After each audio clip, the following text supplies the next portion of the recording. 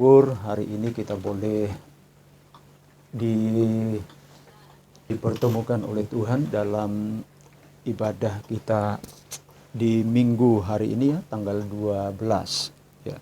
Kita sudah memasuki tanggal 12 Mei 2024 dan hari ini saudaraku yang dikasihi Tuhan Yesus Kristus menjadi hari yang keempat sesudah Yesus naik ke surga, saudaraku yang dikasihi Tuhan Yesus Kristus. Sebelum Yesus naik ke surga, banyak sebenarnya pesan-pesan yang disampaikan oleh Yesus kepada para murid-muridnya pada waktu itu, saudaraku yang dikasihi Tuhan Yesus Kristus. Dan saya percaya pesan yang disampaikan oleh Yesus kepada para murid-muridnya adalah juga menjadi pesan bagi gereja Tuhan di akhir zaman ini, saudaraku yang dikasihi Tuhan Yesus Kristus.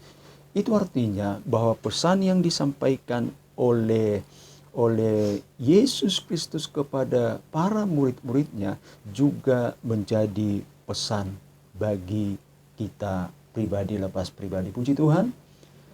Puji Tuhan, saudaraku yang dikasihi Tuhan Yesus Kristus. Itu sebabnya hari ini kita akan sama-sama menyelidiki kembali pesan yang disampaikan oleh Tuhan Yesus tersebut. Kita kembali membuka Alkitab kita dalam Injil Yohanes. Yohanes pasal 14 ayat 18. Sudah ketemu, katakan haleluya.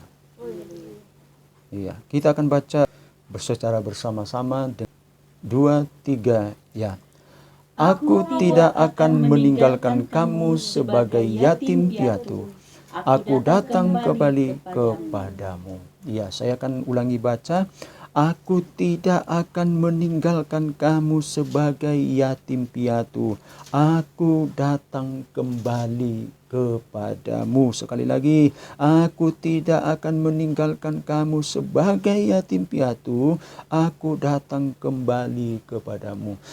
Jemaat yang dikasihi Tuhan Yesus Kristus, firman Tuhan ini jauh-jauh hari sebelum Yesus mengalami penderitaan, mengalami penyalipan, Yesus sudah berpesan kepada para murid-muridnya. Dan pesan ini begitu luar biasa, saudara.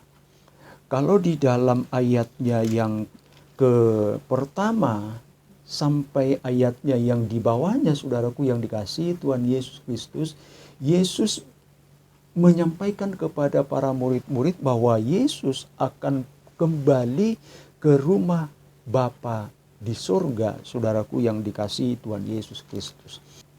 Lalu saudaraku yang dikasihi Tuhan Yesus Kristus, selama 40 hari Yesus menampakkan diri kepada mereka. Ya. Lalu ke-40 harinya Yesus terangkat ke surga. Ini pun menjadi satu perpisahan yang tentunya, saudaraku yang dikasihi Tuhan Yesus Kristus, membawa duka di dalam kehidupan daripada para murid-murid, saudara. Ya, baru saja mereka mengalami duka, dan ketika Yesus bangkit dari antara orang mati, duka itu terobati. Tetapi selama rentan waktu 40 hari dan Yesus naik ke surga, tentunya duka itu kembali muncul di dalam kehidupan mereka, saudaraku yang dikasihi Tuhan Yesus Kristus. Tetapi hal yang luar biasa, saudaraku, seperti yang saya katakan, apa yang sudah kita baca tadi, bahwa sesungguhnya adalah pesan yang disampaikan oleh Tuhan Yesus Kristus, bahwa ketika Yesus terangkat ke surga, bahwa ketika Yesus kembali ke rumah Bapanya, maka sesungguhnya Yesus tidak pernah meninggalkan mereka, ya, meninggalkan orang percaya. Dikatakan tadi di situ, aku tidak akan meninggalkan kamu sebagai yatim piatu.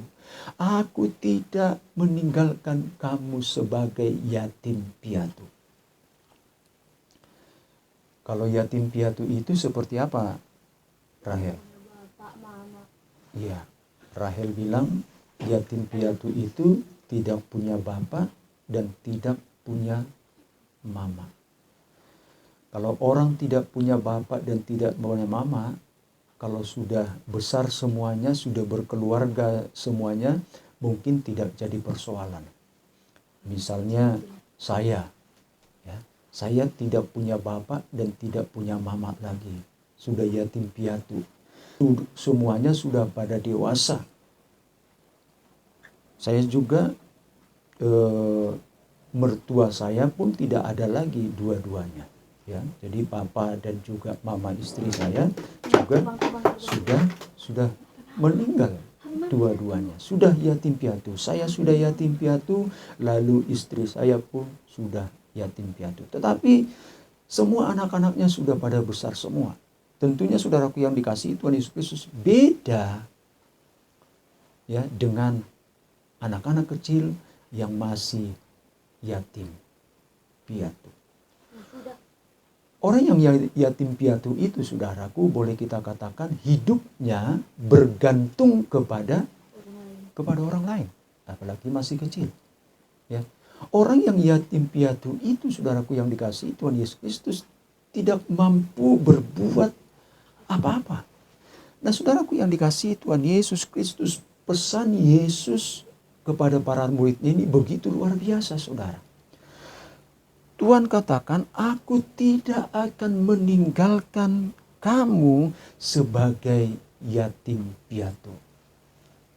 Perpisahan terjadi antara murid-murid dengan Tuhan Yesus.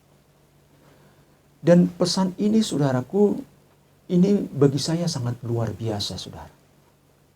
Artinya, ketika Yesus mengatakan, aku tidak meninggalkan kamu sebagai yatim piatu. Saya mau katakan, saudara, betapa pedulinya Yesus kepada para murid-muridnya. Puji Tuhan. Nah, saya katakan tadi, saudaraku yang dikasihi Tuhan Yesus Kristus, bahwa pesan ini juga menjadi pesan kepada gereja di akhir zaman ini. Pesan ini juga menjadi pesan bagi setiap orang yang percaya kepada Tuhan Yesus Kristus. Maka saya yakin dan percaya, saudara. Saudara juga harus percaya, saudara juga harus yakin bahwa Tuhan yang engkau sembah tidak pernah meninggalkan kehidupanmu. Keluargamu boleh meninggalkan engkau, sanak saudaramu boleh meninggalkan engkau, sahabat-sahabatmu boleh meninggalkan engkau, bahkan juga mungkin suamimu, istrimu, anak-anakmu boleh meninggalkan engkau. Pimpinanmu di tempat engkau bekerja boleh meninggalkan engkau. Teman-temanmu yang ada di dalam pekerjaan boleh meninggalkan engkau. Tetapi lewat kebenaran firman Tuhan ini, Tuhan katakan, aku tidak meninggalkan engkau sebagai yatim piatu. Puji Tuhan. Betapa luar biasa, betapa pedulinya Yesus kepada para murid-muridnya, saudara. Itu sebabnya kita coba dulu sama-sama baca dalam Injil Matius. Matius 28. Rahel baca. Matius 28 ayat 20. Dan ajarlah mereka melakukan segala sesuatu yang telah kuperintahkan kepadamu. Dan ketahuilah, aku menyertai kamu senantiasa sampai kepada akhir zaman. Dan ketahuilah, aku menyertai kamu senantiasa sampai pada akhir zaman. Kapan itu akhir zaman? Akhir zaman tidak ada satu orang pun yang tahu, saudara. Tetapi luar biasanya, Yesus memberikan pesan yang luar biasa. Aku menyertai engkau sampai akhir zaman. Kalau misalnya akhir zaman itu terjadi pada tahun 2045, maka penyertaan Tuhan bagi gerejanya sampai pada waktu itu juga. Kalau akhir zaman terjadi 5.000 tahun yang akan datang, maka penyertaan Tuhan sampai 5.000 tahun yang akan datang. Ya, dikatakan Tuhan di situ, aku menyertai kamu senantiasa sampai kepada akhir zaman. Jadi penyertaan Tuhan itu tak terbatas, saudaraku. Dan juga dikatakan di situ senantiasa. Berarti penyertaan Tuhan itu tidak dibatasi oleh ruang dan waktu. Penyertaan Tuhan itu tidak dibatasi oleh pagi, siang, dan malam. Kalau Tuhan menyertai Bapak Ibu Saudara pada waktu pagi hari, maka Tuhan yang sama juga menyertai Bapak Ibu pada waktu siang. Kalau pada waktu pagi, siang Tuhan menyertai Bapak Ibu, maka Tuhan yang sama juga menyertai Bapak Ibu pada waktu malam. Senantiasa sampai kepada akhir zaman. Aku tidak membiarkan kamu sebagai yatim piatu. Lalu selanjutnya, saudara yang dikasihi Tuhan Yesus Kristus, dikatakan di situ ayat yang ke-18 tadi, aku datang kembali kepadamu. Saudara, menurut pemahaman saya, ketika Yesus mengatakan aku datang kembali kepadamu, bisa saja ini berbicara tentang di mana Yesus datang kali yang kedua. Dan iman percaya kita berkata bahwa Yesus akan datang kali yang kedua sebagaimana yang disaksikan oleh para murid-murid, sebagaimana yang disampaikan oleh malaikat yang menyaksikan, yang menyatakan kepada para murid-murid pada waktu itu, sebagaimana Yesus terangkat yang kamu lihat, maka demikian jugalah dia akan datang kembali. Maka saudaraku yang dikasihi Tuhan Yesus Kristus, kita juga yakin dan percaya bahwa Yesus datang nanti kali yang kedua. Kapan itu? Tak satu orang pun yang mengetahuinya. Ya. Dan yang perlu saudaraku yang dikasihi Tuhan Yesus Kristus, bukan kapan Yesus datang. Yang perlu adalah apakah kita sudah mempersiapkan diri kita ketika Yesus datang kali yang kedua. Ingat peristiwa 10 perempuan yang sama-sama menunggu kedatangan mempelai. Mereka sama-sama menunggu kedatangan mempelai, saudara. Ya, 5 perempuan yang bijaksana, 5 perempuan yang bodoh. Ya. Mereka sama-sama menunggu kedatangan dua mempelai, saudara. Maka gereja Tuhan juga saat ini sama-sama menunggu kedatangan Yesus Kristus yang kali yang kedua. Tetapi 5 yang bijaksana, 5 yang bodoh tersebut, saudaraku yang dikasihi Tuhan Yesus Kristus, dikatakan mereka tidak cukup minyaknya. Sehingga saudaraku, 5 yang bodoh ini, saudara, mereka pergi, dan ketika sang mempelai itu datang, ya, pintu sudah ditutup dan mereka mengetuk-ketuk itu pintu, saudara. Apa yang terjadi, saudaraku yang dikasihi Tuhan Yesus Kristus yang punya pesta itu mengatakan, pintu dibuka dan mengatakan, aku tidak mengenal engkau. Bayangkan, saudara, sama-sama menunggu, saudaraku yang dikasihi Tuhan Yesus Kristus. Ketika Tuhan mengatakan di dalam ayatnya yang ke-18 tadi, aku datang kembali kepadamu. Ya, ini bisa saja berbicara tentang hari kedatangan Yesus Kristus kali yang kedua. Tetapi ini juga bisa berbicara, saudaraku yang dikasihi Tuhan Yesus Kristus, bahwa Tuhan mengingatkan mereka apa yang sudah disampaikan tadi mengenai janji penghibur itu, saudara. Ya,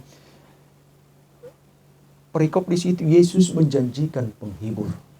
Artinya, saudaraku yang dikasihi Tuhan Yesus Kristus, ketika Tuhan katakan, aku akan datang kembali, Yesus sedang mengingatkan kepada para murid-murid dengan pribadi yang lain, yang bernama Roh Kudus. Itu sebabnya, saudaraku yang dikasihi Tuhan Yesus Kristus, kekristenan meyakini Allah Tritunggal, yang kita kenal di dalam pribadi Bapa, Anak, dan Roh Kudus. Sekali lagi saudaraku yang dikasihi Tuhan Yesus Kristus, firman Tuhan Yohanes 14 ayat 18 berkata, "Aku tidak meninggalkan kamu sebagai yatim piatu, aku datang kembali kepadamu."